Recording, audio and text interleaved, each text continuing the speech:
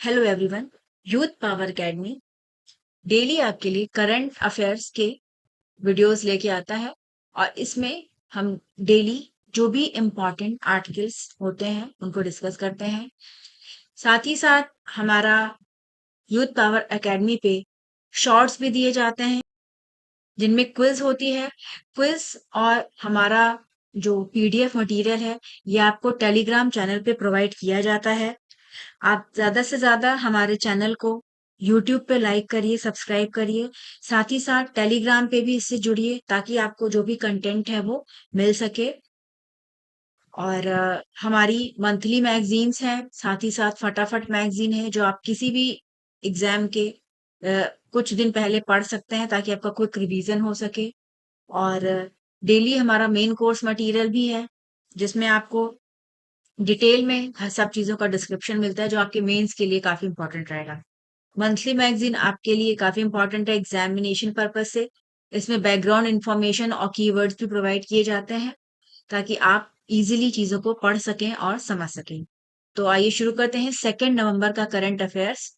सबसे पहले अगर हम टेबल ऑफ कंटेंट्स देखें तो जीएस पेपर 1 से रिलेटेड हमारा आर्ट एंड कल्चर और हिस्ट्री के जो चीज़ें हैं, जैसे कि लखनऊ को यूनेस्को का creative city of gastronomy award दिया गया है।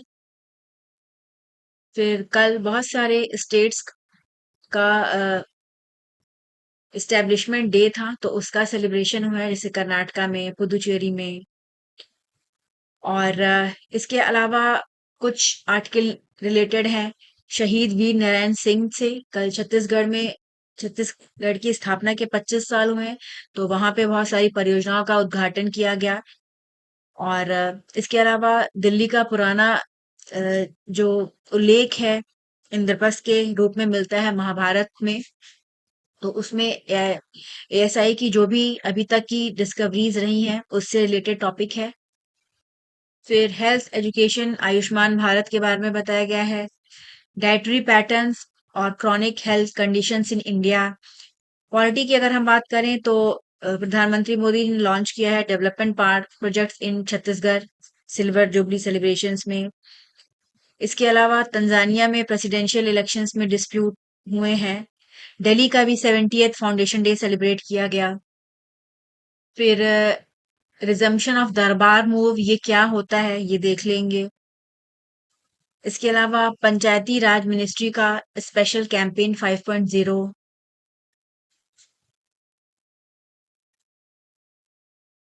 डिफेंस सिक्योरिटी की बात करें तो ट्राई सर्विस मिलिट्री एक्सरसाइज हुई है, इनका है। साथ ही साथ भारत का जो रोल है एडीएमएम प्लस एशियन समिट में क्या क्या चीजें वहां पे हुई। इकोनॉमी की बात कर लें तो उड़ीसा का पहला silicon carbide semiconductor production plant open हुआ है। इसके अलावा कोल इंडिया का 50वां जो है वो साल मनाया जा रहा है, सेलिब्रेट हो रहा है इसके एस्टेब्लिशमेंट का। फिर एक इम्पॉर्टेंट आर्टिकल है मणिपुर का एक्सपोर्ट से रिलेटेड व्हाइट स्टिकी राइस का। साइंस टेक्नोलॉजी की बात कर लें तो चाइना का 42nd आर्कटिक एक्सपेडिशन लॉन्च हुआ है। साथ ही साथ इसरो का LMV-3 रॉकेट आज लॉन्च किया जाएगा। क्लाउड सीडिंग से रिलेटेड आर्टिकल है। और स्पाइडर वेब में क्या क्या कैसे कैसे बनता है इसका है। फिर स्पोर्ट्स की अगर बात करें तो रोहन बोपन्ना इन्होंने अपने रिटायरमेंट का अनाउंसमेंट किया।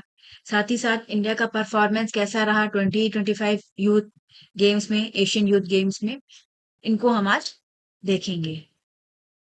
सबसे पहले अगर हम देखें तो लखनऊ को डेजिग्नेशन मिला है UNESCO creative city of gastronomy का।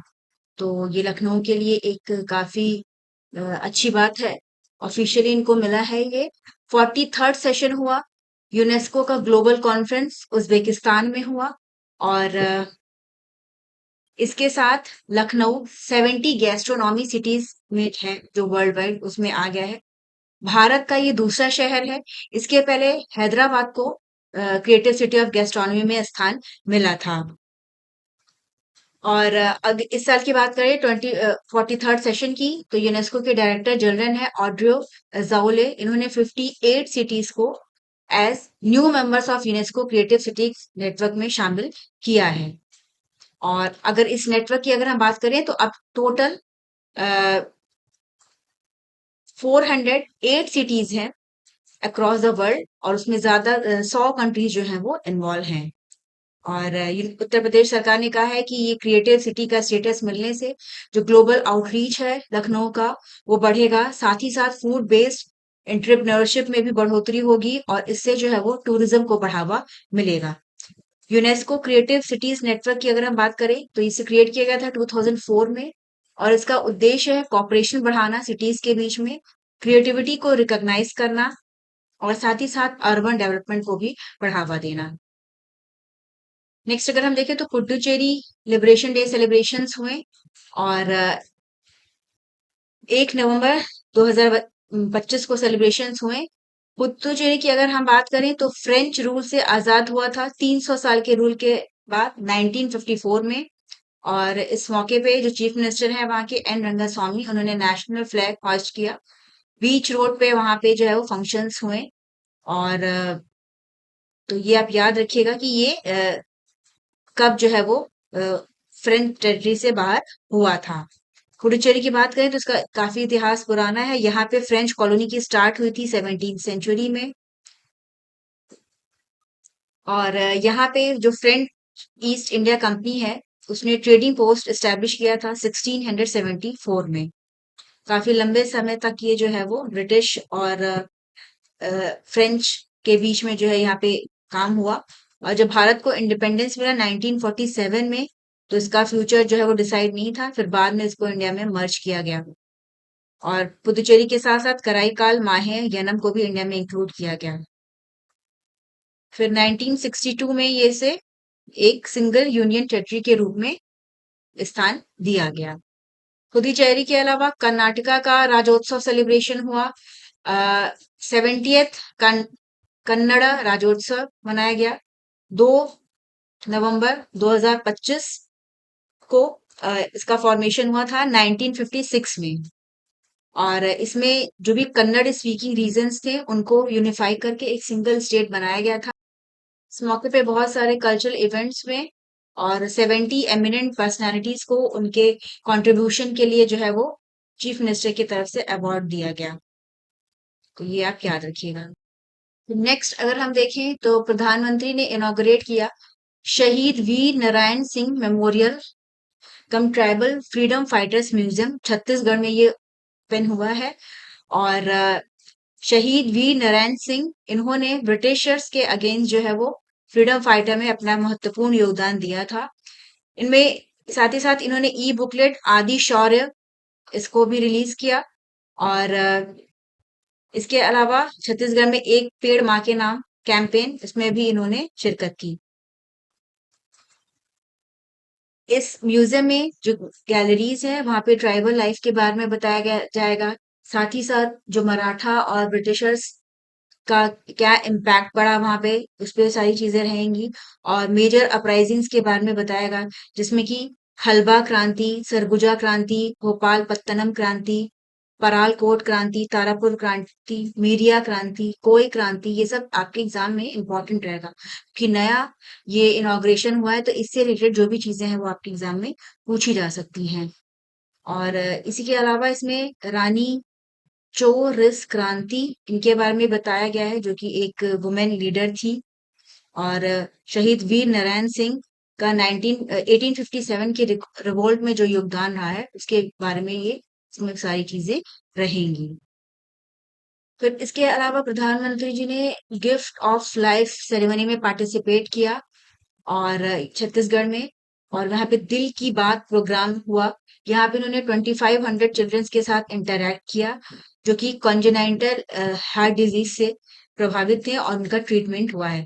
कॉन्जेनाइटल हार्ट डिजीजेस की बात करें तो ये जो है बर्थ के टाइम पे हार्ट डिफेक्ट्स जो है वो प्रेजेंट रहते हैं, और कुछ ना कुछ हार्ट के फंक्शन में या स्ट्रक्चर में प्रॉब्लम रहती है, उसे सर्जरी के थ्रू सही किया जाता है। तो छत्तीसगढ़ की यात्रा के दौरान इनका जो सिल्वर एनिवर्सरी सेलिब्रेट हुई है छत्तीसगढ़ के फॉर्मेशन की, उसमें म्यूजियम के अलावा और भी काफी सारी चीजों का इनॉग्रेशन हुआ, जिसमें मेन है Nagpur Jharsuguda natural gas pipeline, और ये करीब 500 किलोमीटर लंबी लाइन है।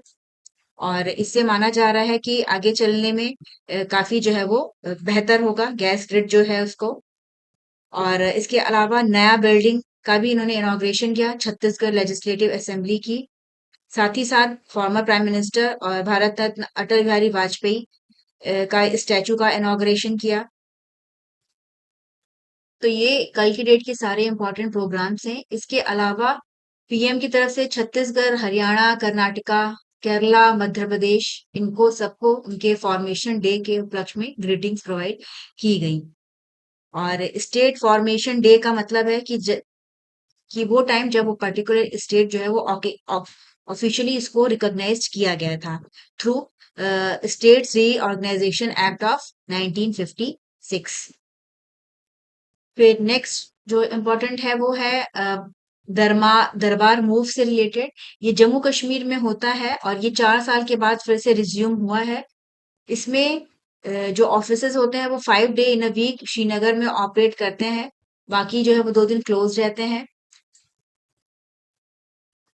और जो 6 डे ऑफिसेस होते हैं वो क्लोज रहेंगे। तो दरबार मूव में जो है वो क्या होता है कि इनको रीओपन किया जाता है जम्मू में, क्योंकि विंटर्स जो है वो काफी ज्यादा हो जाते हैं श्रीनगर में, इसीलिए ये जो दरबार मूव का काम जो है वो चलता है। ये स्टार्ट हुआ था 147 ईयर्स पहले, और डोगरा महाराज थे, उन्होंने जो है वो इसको शुरुआत किया था। फिर 2021 में इसको डिसकंटिन्यू किया गया था। और इसका उद्देश्य था कि एनुअली 200 करोड़ रुपीस जो है उनको सेव किए जाएंगे। तो अब फिर से इसको गवर्नमेंट ने स्टार्ट कर दिया है। फिर नेक्स्ट अगर हम देखें तो न्यू हज हाउस ये बनेगा खारगा नवी मुंबई में। और ये initiative ministry of minor affairs का है, जिसके तहत हज इंफ्रास्ट्रक्चर को मॉडर्नाइज किया जाएगा, साथ ही साथ पिलग्रिम्स को जो है वो फैसिलिटीज बढ़ाई जाएंगी। और इसमें मीटिंग भी हुई जिसमें रिव्यू किया गया प्रधानमंत्री जन विकास कार्यक्रम, साथ ही साथ प्रधानमंत्री विरासत का संवर्धन। और मिनिस्ट्री ऑफ माइनॉरिटी अफेयर्स की अगर हम बात कर लें तो इसका फोकस होता है माइनॉरिटीज कम्युनिटी के अपलिफ्टमेंट से रिलेटेड। और प्रधानमंत्री जन विकास कार्यक्रम एक सेंट्रली स्पॉन्सर्ड स्कीम है जो कि पूरे देश में चलती है। और इसका उद्देश्य है सोशियो इकोनॉमिक कंडीशंस को बेहतर बनाना जो भी हमारी माइनॉरिटी कम्युनिटीज हैं। नेक्स्ट अगर हम देखें तो गुजरात हाई कोर्ट ने एक पिटीशन को डिसमिस किया है। इसमें एक केस था जिसमें कि एक मैरिड वुमेन थी, उनका इंटरफेयर मैरिज हुआ था, उसको लेके विवाद था। तो उसमें कोर्ट ने बोला है कि right to marry a person of one's choice, ये आर्टिकल 21 है जो कॉन्स्टिट्यूशन का उसका इंटीग्रल पार्ट है। तो इसमें जो है वो जस्टिस एच डी सूथर इन्होंने अपना जो ऑर्डर है वो दिया है। तो ये आप याद रखिएगा कि इसको रिलेट करके आपके ऑब्जेक्टिव क्वेश्चंस में पूछ सकता है, जैसे डिफरेंट राइट्स दे देंगे, साथ ही साथ उन किस आर्टिकल से रिलेटेड है ये आपसे पूछा जा सकता है। जीएस पेपर 3 डिफेंस की अगर हम बात करें तो vice admiral B Shiv Kumar, इन्हें ये 40th चीफ ऑफ मटेरियल बने हैं। और इन्होंने जो है वो आईएनएस वलसूरा इसको कमांड किया है। और तो ये आप ये याद रखिएगा, आईएनएस वलसुरा एक प्रीमियर इलेक्ट्रिकल ट्रेनिंग बेस है इंडियन नेवी का। और ये 40th नंबर के चीफ ऑफ मटेरियल हैं। फिर इंडिया की ट्राई सर्विस मिलिट्री एक्सरसाइज चल रही है, इसका नाम है एक्सरसाइज त्रिशूल। और ये इस वीक स्टार्ट हुआ है वेस्टर्न बॉर्डर पे पाकिस्तान के साथ। और ये फर्स्ट ज्वाइंट एक्सरसाइज है, काफी बड़े स्केल पे हो रहा है आफ्टर ऑपरेशन सिंदूर जो कि मई में हुआ था। और ये जो भी बॉर्डर एरिया है, डेजर्ट एरिया, साथ ही साथ सर क्रीक एरिया, वहां पे ये होगा। इसमें 20,000 से ज्यादा ट्रूप जो है वो पार्टिसिपेट कर रहे हैं। और इवेलुएट किया जा रहा है इंडिया के डिफेंसेस कैपेबिलिटीज का, साथ ही साथ coordination between the arm forces.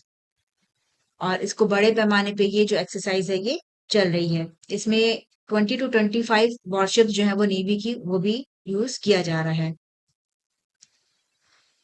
इसके अलावा इंडियन एयरफोर्स की एक्सरसाइज होगी नॉर्थ ईस्ट में, और ये डिफरेंट फेजेस में होगी, नवंबर से जनवरी 2026 के बीच में। फिर उड़ीसा में एक सेरेमनी हुई है जिसमें इंडिया का पहला end to end silicon carbide semiconductor production plant, उसका जो है वो इनॉग्रेशन हुआ है। और इसे यूनियन कैबिनेट के द्वारा अप्रूव किया जाएगा। इसमें टोटल 2,000 करोड़ रुपए का इन्वेस्टमेंट होगा और माना जा रहा है कि इससे 5,000 डायरेक्ट और इनडायरेक्ट एम्प्लॉयमेंट जनरेट होगा। सिक्स सेम प्राइवेट लिमिटेड, ये class six wafer fab limited UK, इनके साथ पार्टनरशिप हुई है और ये भुवनेश्वर में इन्फो वैली में जो है ये सिलिकॉन कार्बाइड बेस्ड कंपाउंड जो है वो आपका बनेगा। इन प्लांट्स से जो प्रोडक्ट्स बनेंगे उनका वेरियस सेक्टर में यूज होता है, जैसे missile, defence, electric vehicles, railway, chargers, data centres, इन सब में। तो ये काफी आगे आने वाले टाइम में इम्पोर्टेंट रहेगा।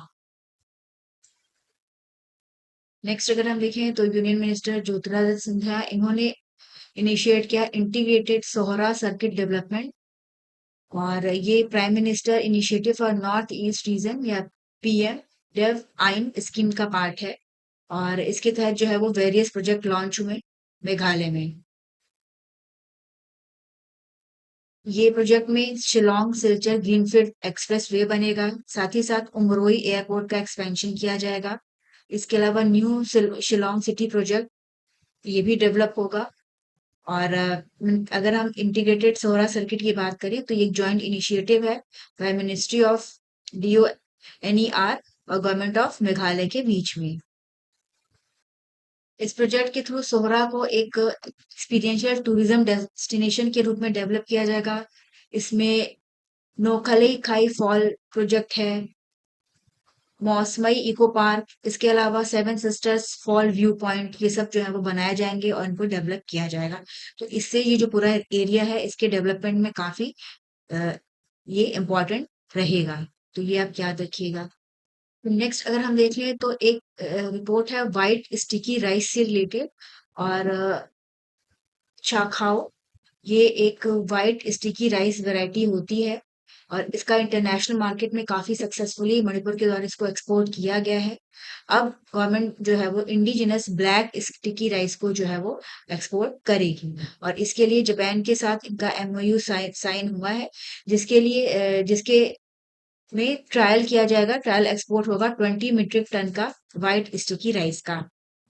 और ये एग्रीमेंट हुआ during first Bharat international rice conference, जो कि एपीडा के द्वारा इसको ऑर्गेनाइज किया जा रहा है न्यू दिल्ली में। चखाओ की अगर हम बात करें तो ये ब्लैक राइस वैरायटी होती है जो कि मणिपुर में ग्रो किया जाता है और ये ग्लूटिनस राइस होती है। अपने इसकी बहुत अच्छी प्लेजेंट इसमें महक होती है, एरोमा होता है और इसका फ्लेवर जो है वो नटी होता है। ये एक हेल्दीएस्ट सुपर फूड के रूप में इसको जाना जाता है और इसको 2020 में जीआई टैग भी प्रोवाइड किया गया है। तो ये जो वैरायटी है ये आपको एग्जाम में पूछा जा सकता है। फिर एपेक समिट, ये साउथ कोरिया में इस बार हुआ है और इसका एंड हो गया और यहाँ पे जो कंट्रीज थी इन्होंने जॉइंट डिक्लेरेशन को अडॉप्ट किया और इसमें चाइना जो है वो प्रमुख कंट्री के रूप में उभर के आया है। इसके पहले यूएस और चाइना के बीच में पार्टनरशिप हुई थी जिसमें G2 की बात की गई थी और दोनों ही कंट्रीज ने अपने बीच में टैरिफ्स को जो है वो काफी कम किया। 2026 का एपेक समिट जो है वो शेंजिंग में होगा, चाइना में, और इसकी घोषणा जो है वो चाइनीज प्रेसिडेंट ने की। साथ ही साथ एक प्रपोजल हुआ जिसमें कि world artificial intelligence corporation organisation को बनाने की बात कही जाएगी जा रही है, जिसमें कि एआई को काफी आगे ले आया जाएगा और किस प्रकार से इसका रेगुलेशन किया जाए इस पे बात होगी। तो ये भी हमारे एग्जाम में इम्पोर्टेंट रहेगा। फिर साइंस टेक की बात करें तो चाइना ने अपना 42nd अंटार्कटिक एक्सपेडिशन लॉन्च किया है। ये पहला साइंटिफिक ड्रिलिंग है सब ग्लेशियल लेक्स का, और इससे जो है इसका जो उद्देश्य है वो है अंटार्कटिका की एवोल्यूशनरी हिस्ट्री का पता लगाना, जो आइस शीट्स हैं उनकी हिस्ट्री को, साथ ही साथ ये पता लगाना कि वहां पे क्या क्या नेचुरल रिसोर्सेस हैं। तो इससे जो है वो अंडरस्टैंडिंग में मदद मिलेगी पूरी अंटार्कटिका रीजन की। और इसमें जो है वो अमुंडसेन सी, रॉस सी, इनका पूरा डिटेल स्टडी किया जाएगा। चाइना लगातार अंटार्कटिका में अपना जो प्रेजेंस है उसको बढ़ा रहा है और वहां पे एक बड़ा इन्होंने लास्ट ईयर एक इस पे स्टेशन जो है वो अपना बनाया है। अंटार्कटिका की बात करें तो अभी फिलहाल वहां पे 70 परमानेंट स्टेशन हैं जो कि 29 कंट्रीज के द्वारा ऑपरेट किए जाते हैं। इंडिया के 2 एक्टिव रिसर्च स्टेशन जिनके नाम है मैत्री और भारती, ये दोनों वहाँ पे हैं और ये जो इंटरनेशनल साइंटिफिक कम्युनिटी है, वहाँ पे रिसर्च करती है। अंटार्कटिका की अगर हम बात कर लें तो ये एक्सट्रीम कोल्ड रीजन है, यहाँ पे बर्फ ही है पूरा। और अंटार्कटिक ट्रीटी सिस्टम इसको साइन किया गया था 1959 में, जिसमें डिफरेंट जो इंटरनेशनल गवर्नमेंट्स थी उन्होंने एग्रीमेंट किया था कि किस प्रकार का जो है वो अंटार्कटिका में रिसर्च होगा और कैसे पीसफुल साइंटिफिक इन्वेस्टिगेशन वहां पे किया जाएगा। स्पोर्ट्स की अगर हम बात करें तो रोहन बोपन्ना इन्होंने अनाउंसमेंट किया है कि अब ये रिटायर हो रहे हैं और ये 2 टाइम ग्रैंड स्लैम विनर हैं और इनका 20 ईयर का पूरा करियर था और इसमें इन्होंने काफी सारे मैचेस खेले। ये 5 ग्रैंड स्लैम फाइनल्स में पहुंचे, जिसमें कि एक इन्होंने मेन डबल खेला था मैथ्यू एबडेन के साथ 2023 में यूएस ओपन में। और ये एक काफी सक्सेसफुल खिलाड़ी माने जाते हैं भारत के। तो ये आज का 2 नवंबर का सारा इंपॉर्टेंट न्यूज था। और पीडीएफ मटेरियल आप हमारे टेलीग्राम चैनल से जुड़िए, आपको वहां पे मिलेगा। साथ ही साथ वहां पे आपको डेली करंट अफेयर्स की क्विज भी मिलेंगी, तो आपके एग्जामिनेशन के लिए काफी बेनिफिशियल रहेंगे। तो आप वाईपीए को यूट्यूब पे लाइक करिए, सब्सक्राइब करिए, चैनल को ज्वाइन करिए और बाकी और लोगों को भी फॉरवर्ड करिए।